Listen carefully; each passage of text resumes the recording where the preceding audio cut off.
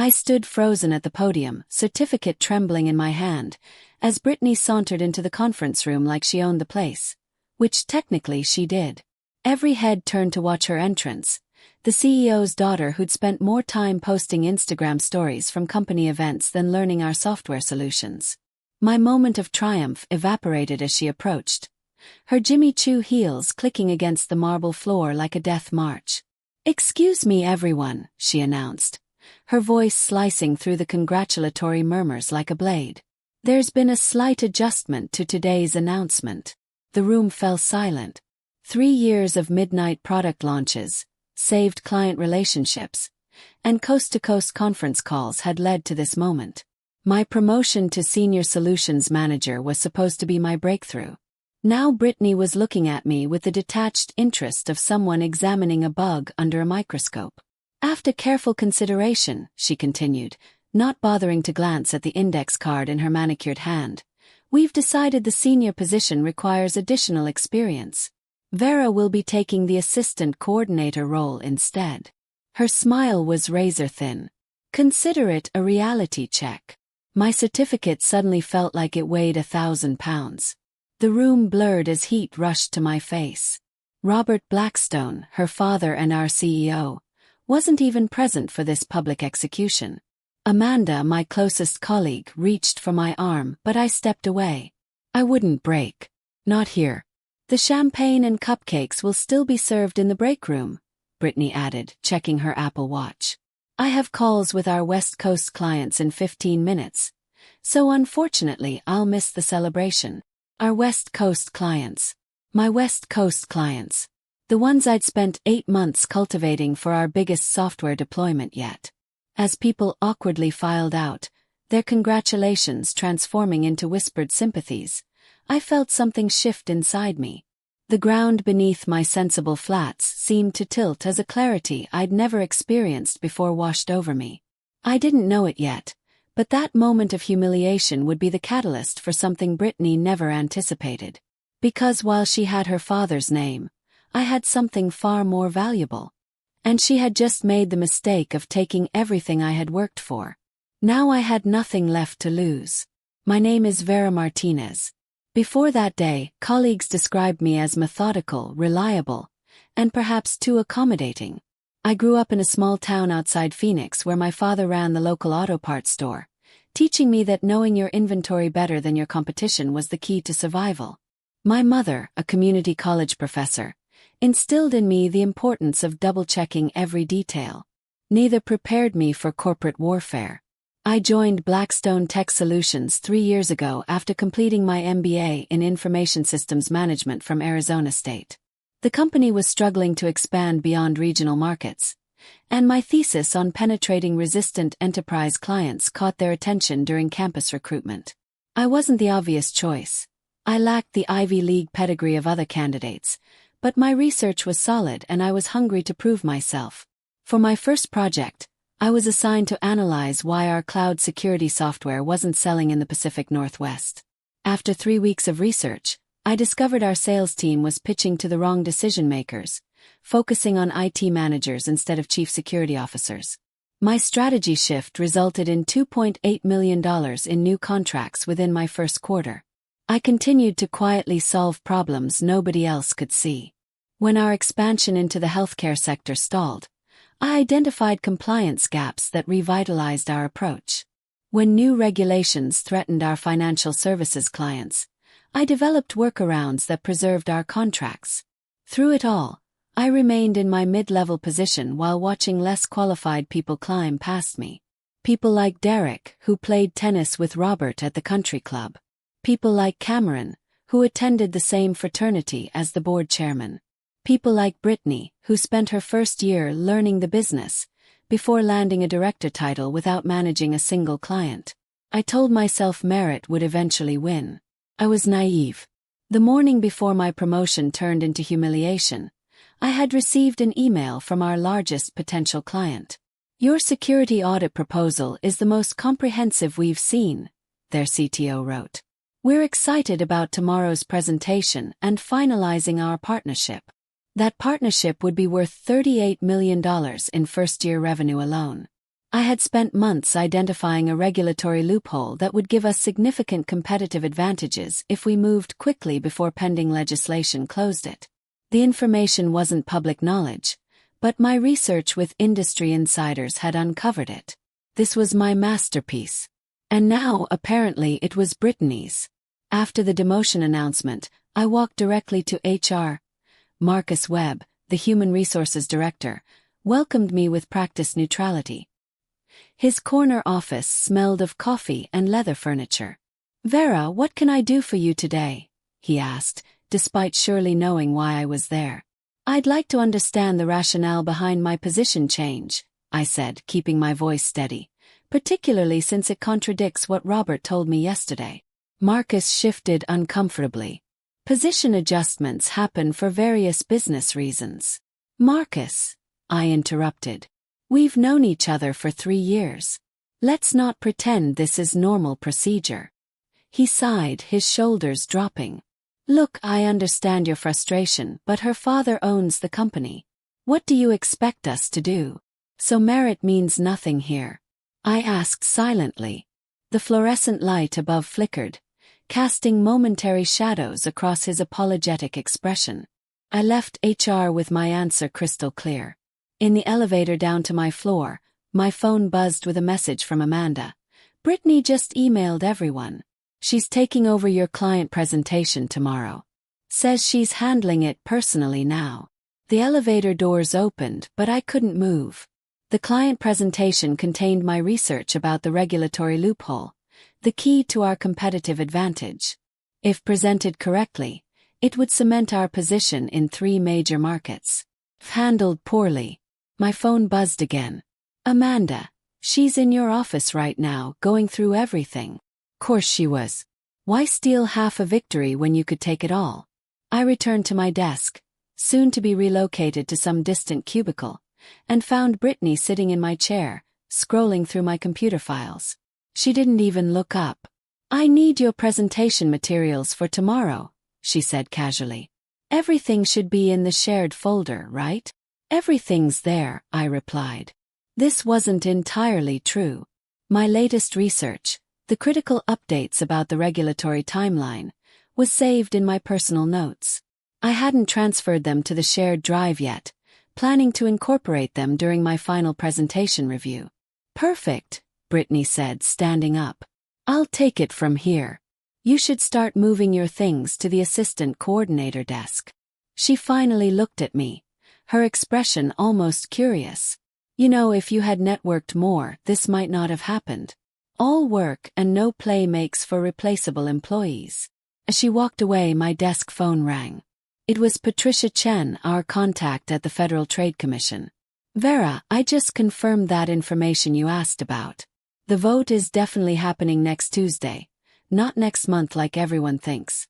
If your company wants to utilize the existing framework, you'll need to file within 7 days. 7 days. Not the 6 weeks everyone in the industry believed we had. Thank you, Patricia. This is incredibly valuable. I'm only telling you because you've done your homework better than anyone else in your sector. Will I see you at tomorrow's presentation?" I paused, my hand tightening around the receiver. "I'll be there, but there's been a change in presenters." After hanging up, I sat motionless, considering my options. The correct thing would be to immediately update the shared folder with this critical information.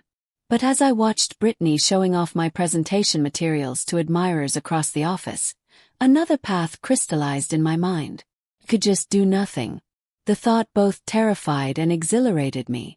I had never deliberately withheld information before, but I wasn't being asked to present. I was being demoted. My work was being stolen. What did I owe them? That evening I stayed late, packing my personal items while everyone else left. The office grew quiet except for the hum of air conditioning. In the glass conference room, I could see Brittany still practicing my presentation. She was stumbling over the technical details, but her confidence never wavered. She truly believed that charisma alone could substitute for competence. As I watched her, my phone rang. It was Robert himself. "Vera," he said without preamble, "I just heard about today's announcement. I want you to know I was in board meetings all day. Are you saying you didn't approve the change? I asked, my heart suddenly racing. A long pause followed. I'm saying Brittany has strong instincts about organizational needs. The board feels she's ready for more responsibility, and your work will be appropriately managed. This isn't a reflection on your performance. Sometimes we need to make room for emerging talent. Emerging talent.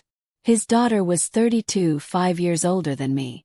I understand, I said, though I didn't. Excellent. I knew you would. That's why we value you here. Just not enough to honor promises. Not enough to protect my career. As I hung up, Brittany emerged from the conference room. Seeing me still there, she approached with artificial brightness. Still working. That's dedication, she said. Quick question about slide 28, the regulatory timeline.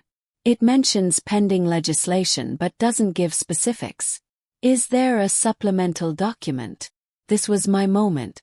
The information from Patricia changed everything about our market strategy. Without it, any presentation would be fundamentally flawed. I looked at Brittany, really looked at her. Behind her confidence, I saw anxiety. She knew she was presenting work she didn't understand, but she also believed her name would protect her from consequences. Everything important is in the main deck, I said carefully. The legislation isn't expected to impact near-term plans. The lie tasted strange on my tongue, not bitter as I might have expected, but almost liberating. Perfect, she said, visibly relieved. That's what I thought. She turned to leave, then stopped.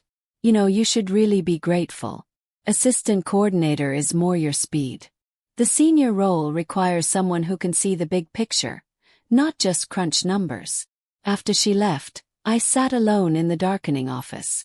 Tomorrow, Brittany would present my work to our biggest potential client, our executive team, and the investment committee. She would present outdated regulatory information. She would miss the urgency of our compliance timeline. She would, with absolute confidence, lead the company toward a massive strategic error. And I would watch it happen. The next morning I arrived early and chose a seat in the back of the main conference room.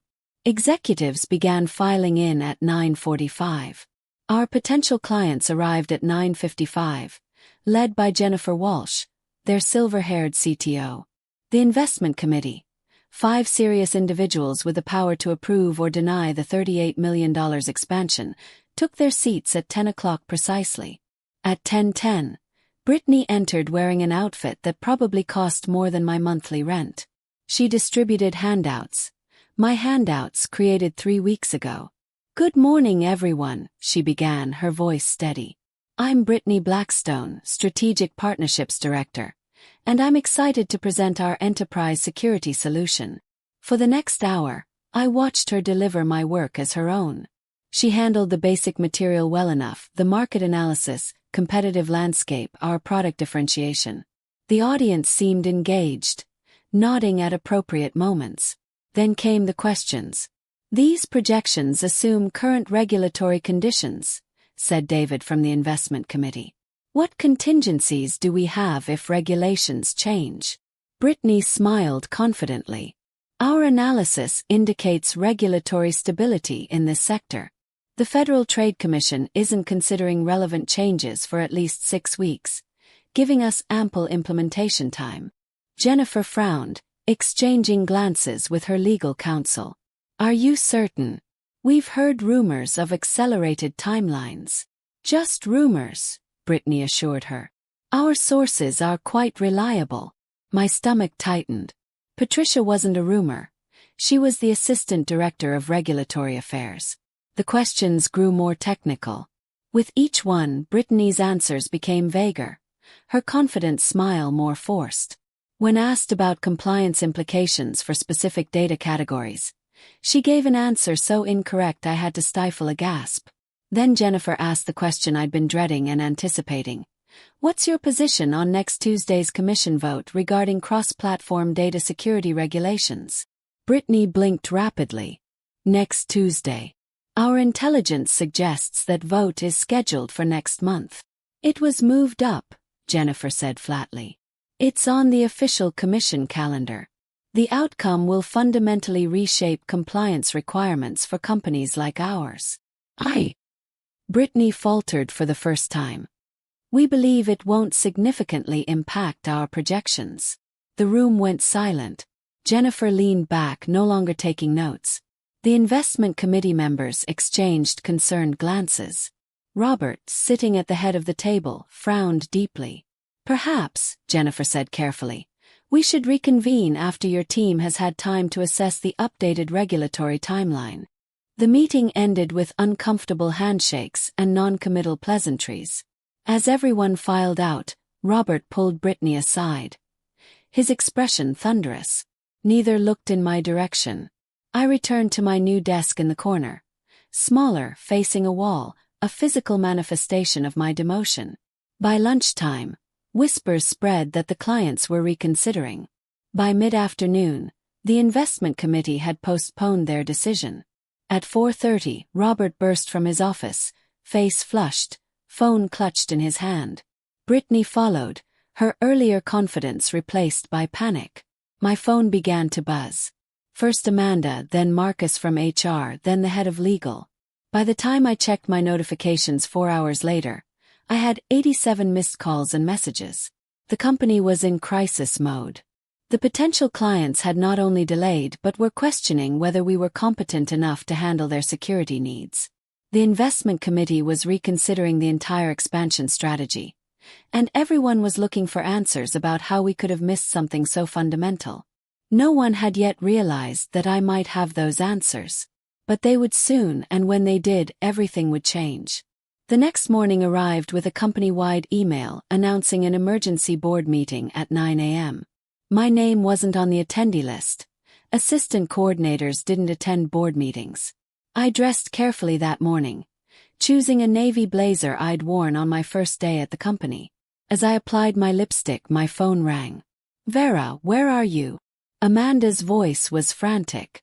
"Everyone's looking for you. Robert is having a complete meltdown, and Brittany locked herself in the bathroom an hour ago." "I'll be in shortly," I replied calmly. "They've called an emergency board meeting. Jennifer and her team are threatening to walk completely. Did you know about the vote next Tuesday?" Paused, lipstick midair. "Yes, I did." Silence stretched between us. "Vera," Amanda's voice dropped to a whisper. "Did you deliberately not tell Brittany?" I set down my lipstick. "I'm on my way. We'll talk when I get there." The office was chaos when I arrived. People hurried between conference rooms, expressions tense. Marcus spotted me immediately.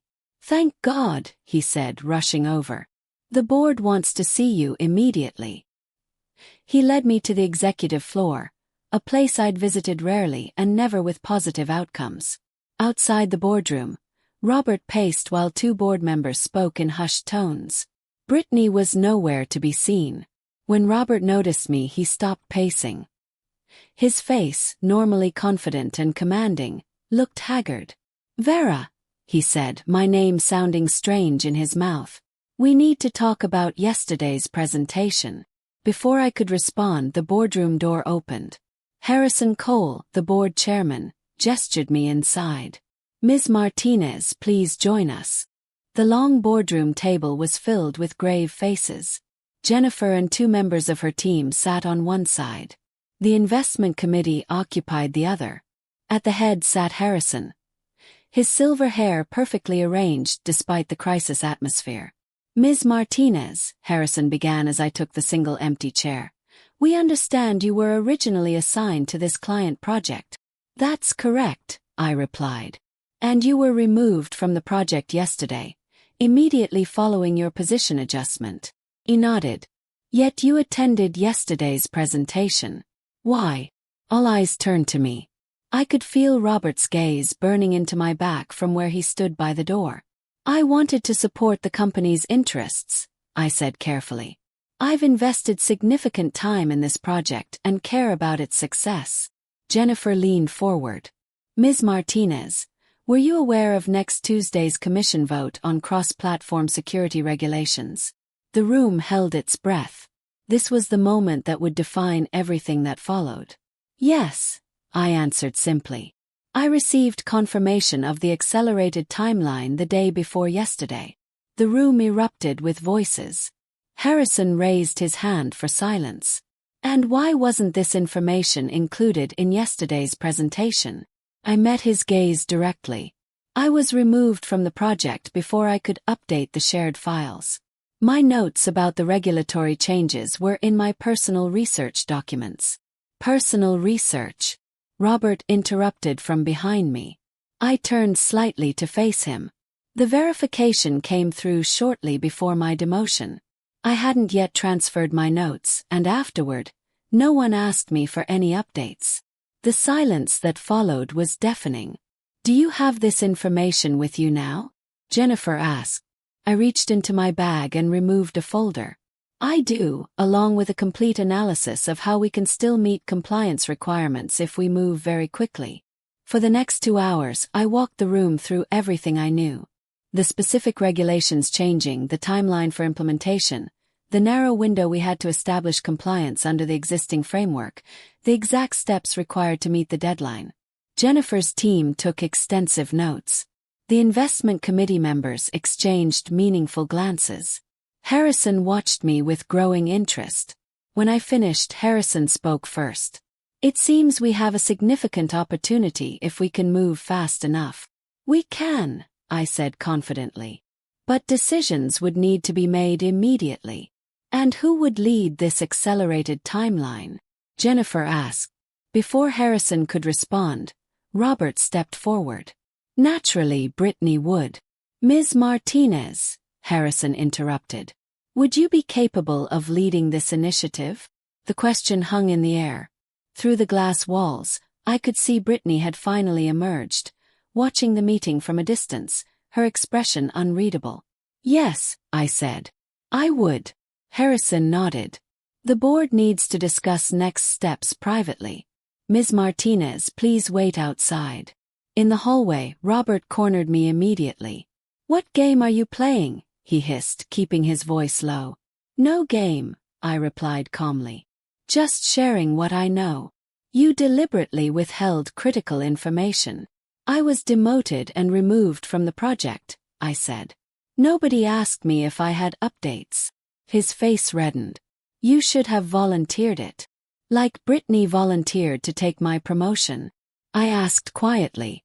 Before he could respond, the boardroom door opened. Harrison emerged, followed by Jennifer and the others. "We've reached several decisions," Harrison announced to our small group.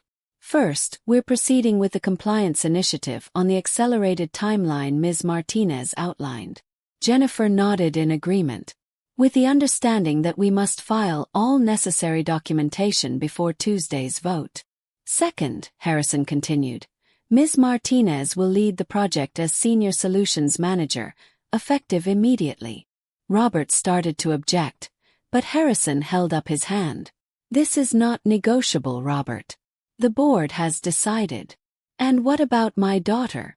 Robert demanded. Harrison's expression hardened slightly.